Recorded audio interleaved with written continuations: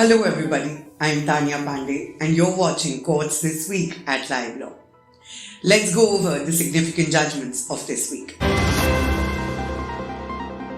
The Supreme Court has reiterated that mere absence of a doctor's certification as to the fitness of the declarant's state of mind would not ipso facto render the dying declaration unacceptable.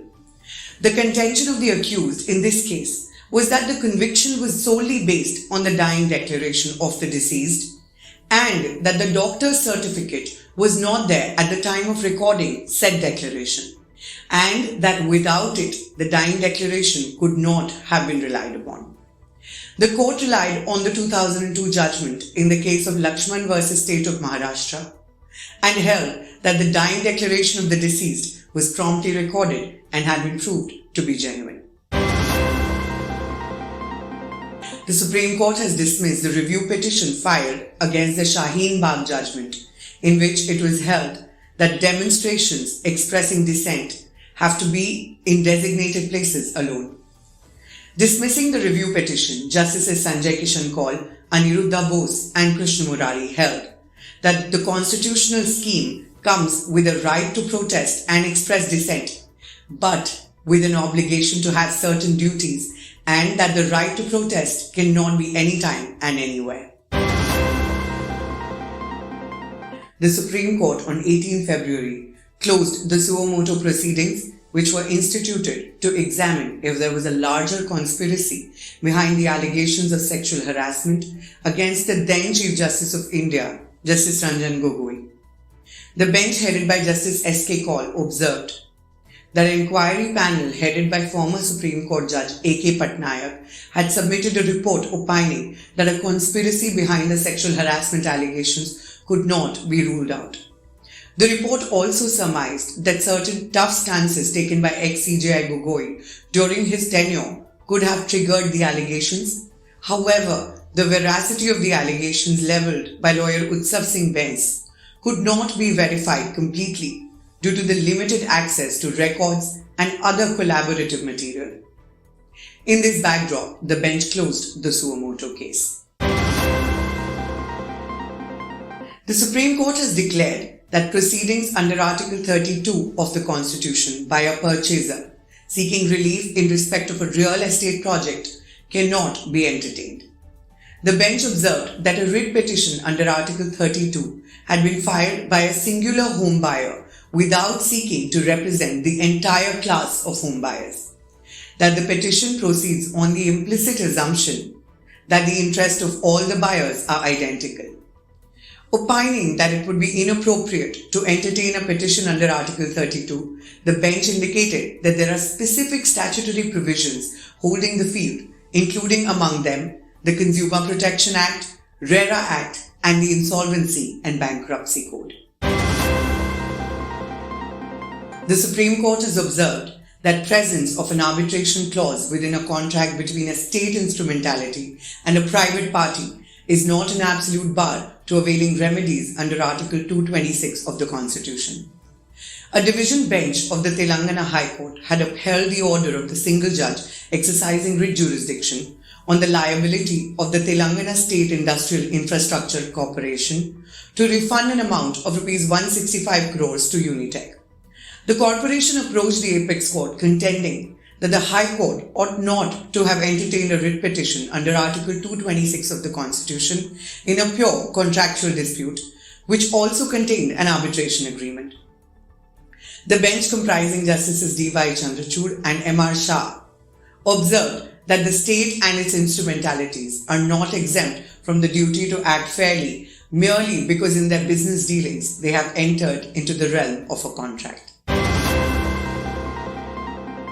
A three-judge bench of Justices U.U. Lalit, Indira Banerjee and K.M. Joseph has directed banks and financial institutions to place on record several documents to determine their role in alienation of Fortis Healthcare's shares through its deal with IHH Healthcare on or before 22nd February.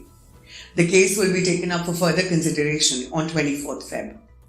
Several other directions have also been made, including bringing on record loans advanced or financial accommodations extended in respect to which the shares of Fortis Healthcare were pledged with them, along with the nature of securities offered with such loan arrangements. The Supreme Court has allowed some applications filed by the government of Himachal Pradesh seeking diversion of certain extent of forest land for the purpose of carrying out certain public welfare projects. The court granted permission to projects like hydroelectric projects, roads, Indian Institute of Technology, degree college, model school, etc. The bench also recorded the approvals granted to project of Green Corridor National Highway and that of construction of 2-lane NH20A. The Supreme Court has observed that timeline for pronouncement of judgment prescribed in Order 20 of the Code of Civil Procedure does not apply to the High Court. In this case, the Division Bench of the Himachal Pradesh High Court had set aside a judgment of the single judge on the ground of delay in delivery of the judgment, relying on Order 20 of the CPC, which provides that the court must endeavour to pronounce a judgment within 30 days from the date on which the hearing of the case concludes. The bench of Justices R.F. Nariman and B.R. Gawai relied on the 2001 judgment of the Apex Court in Anil Rai v. State of Bihar, which had made it clear that Order 20 of the CPC does not apply to the High Court, and that where a judgment has not been pronounced even after 6 months of reservation of it, an application can be moved before the Chief Justice of the High Court. The bench set aside the order of the Division Bench and directed it to consider the matter on merits. The Supreme Court has confirmed punishment of life imprisonment for remainder of natural life awarded to a man accused of murdering 2 kids by administering self-force to them. The accused was found guilty of murder of 2 minor children aged 4 and 2 years in a brutal manner and convicted under Section 302 of the IPC and punished with life imprisonment for the remainder of natural life by the trial court. The High Court dismisses appeal. Before the Apex Court, the accused contended that a sentence for the remainder of natural life could not have been given by the trial court. Dismissing his appeal, the bench of Justices Indu Malhotra and Ajay Rastogi observed that the motive of the crime was that the accused was in a relationship with the complainant who had 2 children from her previous marriage, whose lives were taken away at the very threshold in a brutal manner, and therefore, even though the punishment of remainder of natural life could not have been imposed by the trial judge, the Apex Court confirmed the sentence while upholding the conviction. The Supreme Court has observed that entire waiver of pre-deposit for filing appeal before the Debt Recovery Appellate Tribunal under Section 21 of the Recovery of Debts and Bankruptcy Act is impermissible. The court made this observation while setting aside a Delhi High Court judgment which had permitted prosecution of an appeal without pre-deposit before the DRAT. Taking note of the peculiar facts and circumstances of this case, the bench permitted the pre-deposit of 25% of the amount as taken note by the DRAT. The Supreme Court has observed that the mandatory requirement to seek probate or letters of administration for establishing a right as executor or legatee under a will is applicable only in wills made by a Hindu, Buddhist, Sikh or Jain within the local limits of the ordinary original civil jurisdiction of certain high courts, and the wills made outside those territories to the extent they cover immovable property situate within those territories. The issue was considered by the court while disposing of 2 transfer petitions in a suit for partition. The Supreme Court has observed that prior knowledge, both theoretical and practical, of senior secondary level in biology or biological sciences is an essential qualification to get admission in an MBBS course. The University of Health Sciences had refused to grant admission to the candidate on the ground that there was no proof of her studying biological sciences in the qualifying examination. The Telangana High Court has held that the refusal on the part of the university was illegal, which was set aside by the Apex Court. The Supreme Court has observed that a consent decree would not serve as an estoppel where the compromise was vitiated by fraud, misrepresentation, or mistake. The case arose out of a suit for possession and mean profits filed by one Beant Singh against Compaq Enterprises with respect to property owned by Singh. The High Court passed a consent decree directing Compaq Enterprises to pay an enhanced sum to Beant Singh by way of mean profits till the date the petitioner, Compaq, hands over actual possession of the suit property to the respondent. The review petition filed by the petitioner was also dismissed. The Apex Court held that the High Court was correct in upholding the terms of the consent decree, directing petitioner to hand over possession of the entire suit property. The Supreme Court, while allowing an appeal filed by the National Highways Authority of India, directed parties to the arbitral proceedings to approach the Indian Council of Arbitration within 2 weeks for the adjudication of the disputes in accordance with the ICA rules of Domestic Commercial Arbitration and Conciliation 2016. The court appointed former Supreme Court Judge Justice G.S. Singhvi as the sole arbitrator in the matter, who will be adjudicating all the claims and counterclaims of the parties afresh. The Supreme Court directed the Kannur Medical College to deposit Rs 15.7 crore with the Admission Supervisory Committee for Professional Colleges in Kerala, along with full details of the guardians and students to whom the amounts have to be refunded within a period of 1 month. The bench, comprising Justices S. Abdul Nazir and Sanjeev Khanna, also directed it to make a deposit of Rs 25 crores with the Admission Supervisory Committee as a precondition to claim affiliation. The court issued these directions while disposing of an appeal filed against the Kerala High Court order, which had stayed the operation of the order passed by the Kerala University of Health Sciences, whereby the college was denied affiliation for conducting MBBS and postgraduate courses for the academic year 2020 to 21.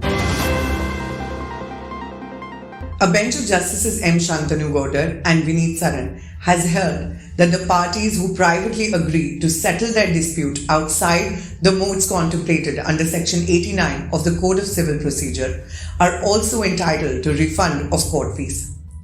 In this case, while the appeals were still pending consideration before the High Court, the parties entered into a private out-of-court settlement, thus resolving the controversy between them. The High Court Registry refused the request for the refund of court fees on the ground that such refund is not authorized by the relevant rules.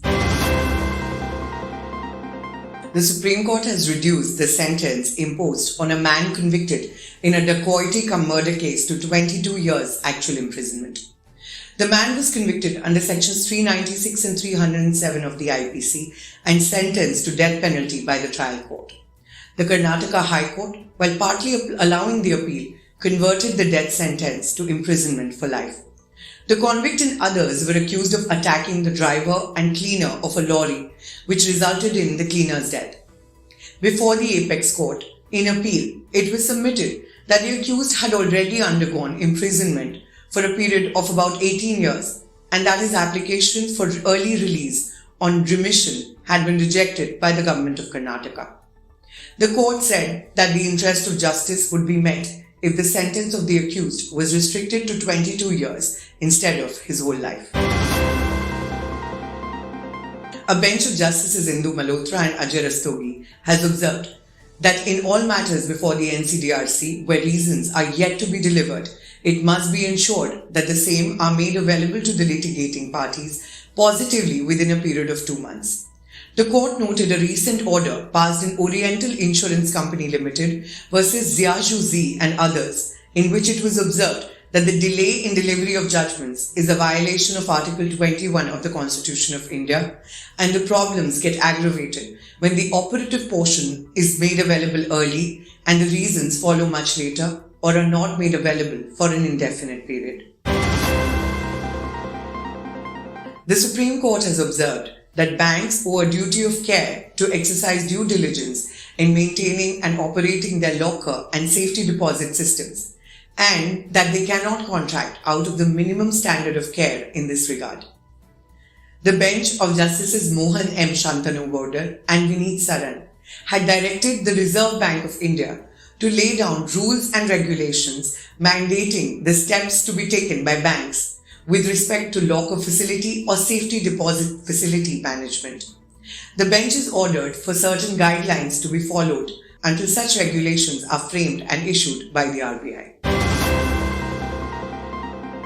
That's all on this week's episode. Thank you for being with me. I will be back again with the top stories. Have a great day.